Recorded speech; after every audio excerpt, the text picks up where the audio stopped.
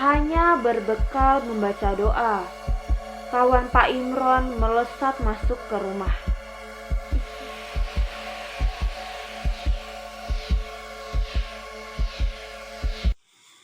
Assalamualaikum warahmatullahi wabarakatuh dan salam senja. Oke semuanya, selamat datang di YouTube channel aku. Di video kali ini kita akan melanjutkan cerita dari video yang aku upload sebelumnya, Tiang Kembar Dia Bukan Nenekku part 1. Dan kita sudah masuk ke dalam part 2 dari cerita Tiang Kembar Dia Bukan Nenekku. Sebelum aku mulai ceritanya, jangan lupa like, komen, share, dan subscribe. Jangan lupa nyalakan lonceng notifikasinya. Mari kita mulai ceritanya. 3, 2, 1. Suara deru mobil baru saja terdengar. Della tahu mereka sudah pulang. Mega seperti tadi hanya melihat buku di tangannya. Ia belum terbayang apapun bahkan setelah kejadian tadi. Pak Imron dan Bu Ida telah pulang. Di belakangnya Mbah Wira juga ada, berdiri menyambut tamu yang tak diundang. Della yang melihat gelagat yang aneh pada Mega, merasa semua ini bukan hal baik. Della mengajak Mega masuk ke kamar. Di sana, ia masih melihat Mega mencuri pandang dengan Mbah Wira. Del, gue mau pamit pulang ya. Gue ada urusan lain. Soal tugasnya, tadi aku naruh kertas di halaman 12. Buka aja nanti, kata Mega buru-buru menyerahkan buku. Gak pamit sama bapak ibu? Boleh, kata Mega.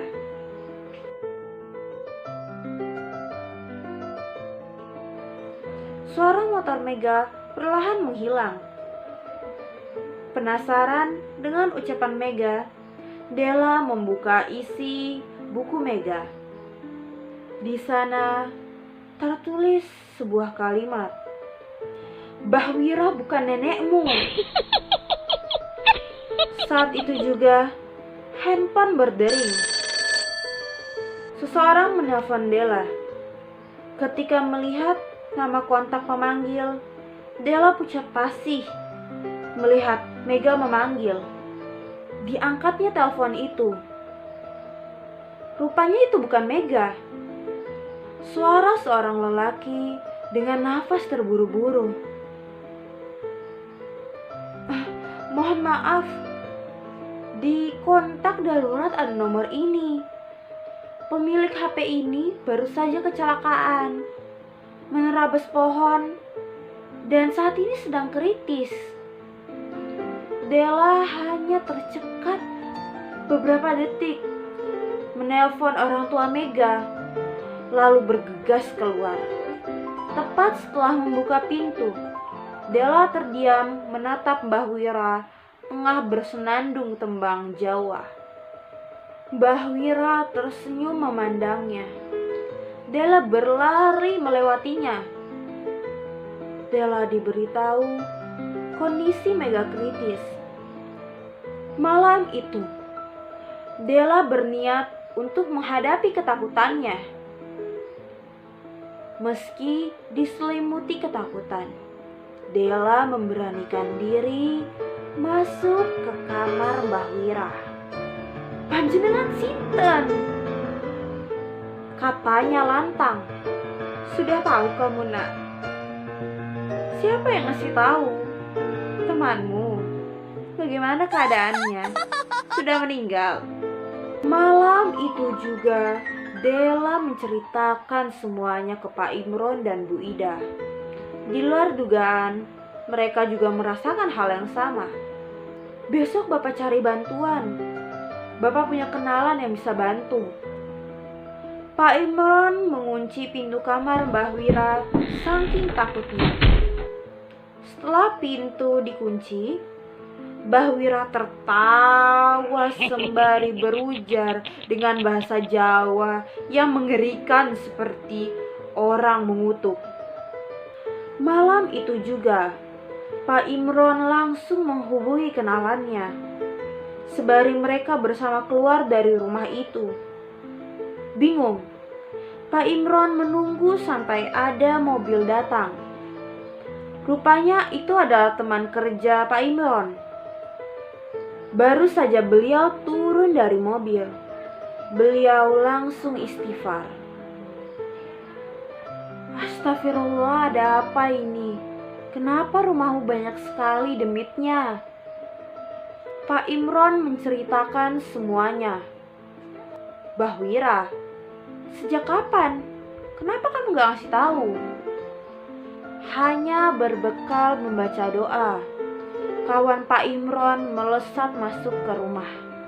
Istighfar kembali terdengar. Rupanya di setiap sudut dipenuhi bangsa alus, seolah-olah di sini sedang ada pesta. Gini aja, kata kawan Pak Imron. Kalian semua pergi dari sini. Besok kita kembali. Malam ini firasatku buruk. Yang sekarang ada di kamar itu. Beliau menunjuk kamar Mbah Wira. Berbahaya. Mbah Wira kembali berteriak di dalam kamarnya. Ayo kesini kamu anak bau pare. Ilmumu masih dangkal tapi berani nantangin aku. Malam itu juga rumah Pak Imron dikunci. Sementara Mbah Wira terus berteriak kesetanan. Mereka pergi menuju rumah kawan Pak Imron. Pak Sugeng memang bisa melihat hal-hal begituan. Karena itulah terkadang ia buka pengobatan alternatif. Namun dari semua pengalaman dia mengusir bangsa alus. Baru kali ini Pak Sugeng tidak berkutik hanya dengan melihat energi gelapnya. Sejak kapan Mbah Wira seperti ini? Bu Ida dan Pak Imron hanya diam mematung. Tidak tahu dari mana semua berawal. Dela yang mendengar itu menjawab, sejak Simbah cerita katanya dia sering ketemu dan didatangi wanita cantik dalam mimpinya. Pak Sugeng nampak berpikir. Kemudian beliau mengambil handphonenya. Saya punya kenalan yang punya pengalaman melawan jin rip seperti ini, kata Pak Sugeng. Jin rip? Itu apa toh, Geng? Tanya Pak Imron. Jin yang keras kepala, sukar keluar kalau sudah masuk tubuh manusia. Masalahnya, Mbah Wira bisa sampai dirasuki seperti ini. Loh kok bisa tah? Mbahmu itu getihnya anget, rajin sholat. Bagaimana mungkin masih bisa? Semoga tidak seperti yang saya pikirkan. Saya takut Mbah Wira ikhlas menyerahkan diri secara sukarela sama jin itu. Semoga tidak. Berdoa sajalah kalian. Saya yakin, terlepas dari Mbah Wira menyerahkan tubuhnya atau tidak, ada alasan lain yang saat ini saya belum tahu. Tapi bangsa jin ini manipulatif, licik, jahat. Mereka bisa membohongi, mengancam, bahkan melukai. Bila tidak mendapat apa yang menjadi tujuannya. Di sini saya harus cari tahu. Malam ini kalian tidur saja di sini. Biarkan saja Mbah Wira di sana. Dia akan baik-baik saja. Jin itu tidak akan melukai tubuh inangnya. Besok setelah kawan saya datang, kita coba pelan-pelan. Semoga Allah melindungi kita. Dela masih termangu menatap langit-langit kamar. Ada sebuah detail cerita yang ia lupakan. Namun detail itulah yang akan menjelaskan semuanya. Wanita cantik yang konon sering ia dengar dari Mbah Wira datang menemuinya. Wajahnya cantik sekali, sampai Della tidak tahu harus mengatakan seperti apa parasnya. "Della mau ketemu Simbah," katanya. Pertanyaan tiba-tiba itu membuat Della bergidik ngeri. Wanita itu seperti sedang mencoba menjebaknya. "Sini, tak anterin ke Simbah kalau mau bertemu. Simbah kangen sama Della. Della juga kangen kan?" Bersiap untuk menyambut tangan, Della terbayang wajah Mbah Wira yang menangis. Ia menarik ulur tangan itu. Ketika ia terbangun, Pak Sugeng ada di sana, menyentuh kepalanya sebari membaca ayat kursi. Pak Imron dan Bu Ida menatapnya, menangis melihat Della yang meraung-raung. Della tidak tahu apa yang terjadi, karena ia tidak sadarkan diri dalam tidurnya. "Saya kecolongan. Sudah kuduga, jin ini gak main-main kalau mencelakai orang." Pak Sugeng menatap Della. "Kamu mimpi apa, Dek?" "Wanita cantik mengajak saya ketemu Simbah," kata Della tergagap. Wajahnya makin tegang. "Kamu terima tawarannya?" tanya Pak Sugeng. "Mboten, Pak. Tadi saya langsung lari. Dia sempat ngejar saya, tapi Simbah nolong saya. Beliau bilang, 'Jangan ganggu keluarga saya,'" Della menangis jari-jarinya. Mbah Wira menyembunyikan sesuatu. "Kamu tidur lagi, Dek. Kali ini jangan lupa doa nggih. Minta pertolongan sama Allah," kata Pak Sugeng. Dan ia pun pergi meninggalkan kamar itu. Besoknya datang seseorang masih muda. Beliau menyapa dengan ramah. Rupanya beliau adalah kenalan dari Pak Sugeng yang diceritakan semalam. Namanya Pak Iwan. Dia dulu mondok di pondok pesantren Tit. Beliau datang jauh-jauh ke sini ingin membantu. Oh iya, jadi di dalam cerita ini nama-nama tokoh dan juga nama-nama tempat, juga nama-nama pondok pesantren itu disamarkan ya, guys. Oke, kita lanjut. Di jalan Pak Sugeng menceritakan semuanya. Pak Iwan hanya mangut-mangut saja. Sesampai di rumah Pak Imron, Mas Iwan langsung merasakan sentakan tidak enak. Tanpa berbasa-basi, Mas Iwan langsung menuju kamar Mbah Wira. Begitu pintu dibuka, Mas Iwan kaget bukan main melihat kondisi Mbah Wira yang tengah duduk menyantap bangkai tikus. "Assalamualaikum," sapa Pak Iwan. Namun Mbah Wira tak menjawab. "Assalamualaikum," lagi, namun tetap tidak dijawab. "Assalamualaikum," ketiga kalinya Mbah Wira menjawab. "Waalaikumsalam." Namun suaranya bukan seperti suara Mbah Wira. Pokoknya di bagian ini Pak Iwan berbicara dengan Mbah Wira. Tapi ketika diajak berbicara, Mbah Wira terlihat marah dan dia pun mengerang seperti macan. Akhirnya perkelahian pun terjadi. Pak Iwan terus saja mengeluarkan jin-jin yang ada di dalam tubuh Mbah Wira. Tapi jin itu kembali masuk lagi ke dalam tubuhnya. Hal ini membuat Pak Iwan kesulitan. "Mohon maaf, tempat ini sudah dijadikan sarang sama dia." Jin rip maksudnya. "Setiap saya keluarkan satu, masuk lagi untuk menggantikan yang lain, dan terus berlanjut." sehingga saya kesulitan, Pak. Lalu bagaimana, Mas? Begini saja. Kita bawa dia ke pondok pesantren tempat saya menimba ilmu.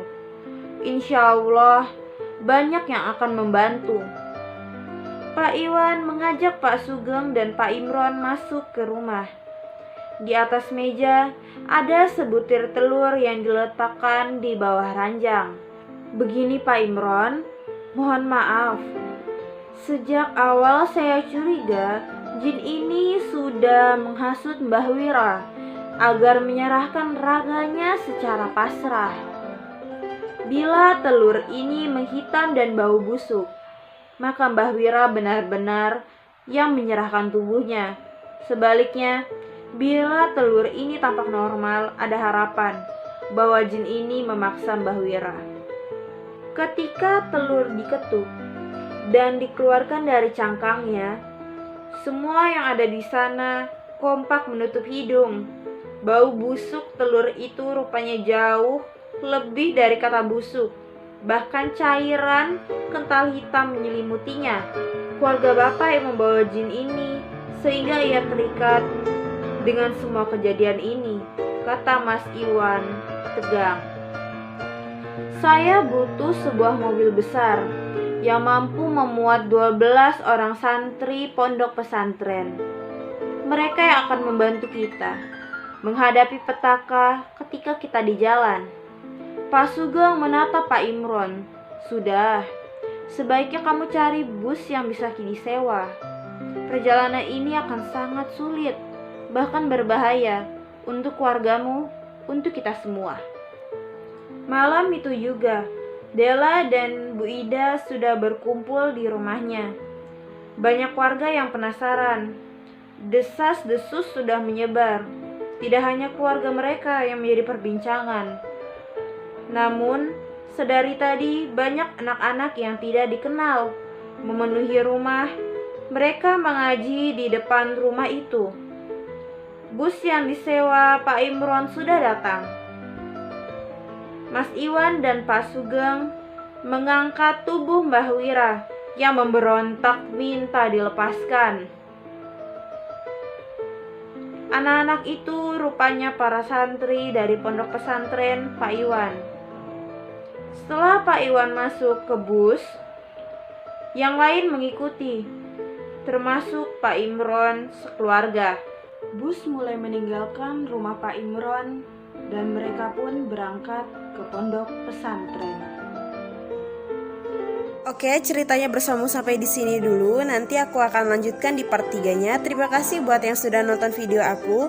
Jangan lupa like, comment, share, dan subscribe. Jangan lupa nyalakan lonceng notifikasinya. Bagi kalian yang ingin berequest cerita horor atau misteri untuk aku bahas, kalian bisa taruh di kolom komentar atau di email yang aku taruh di deskripsi video. Terima kasih, sampai jumpa. Wassalamualaikum warahmatullahi wabarakatuh.